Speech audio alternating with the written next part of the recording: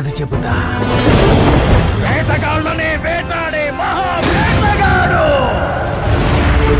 Super star Mahesh Babu.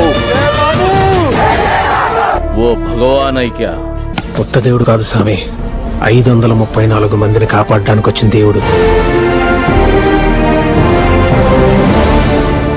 అఖండ భారతదేశాన్ని గడగడలాడించిన ఈ బాద్షా నీ వీరత్వానికి గులామైపోయాడు. తన మాట తన చేత ఈ తరానికి భగవద్గీత.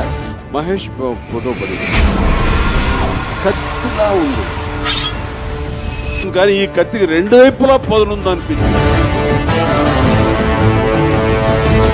ఇప్పుడు ఆ ప్రళయ మారుతం మన మీదకు వీస్తోంది.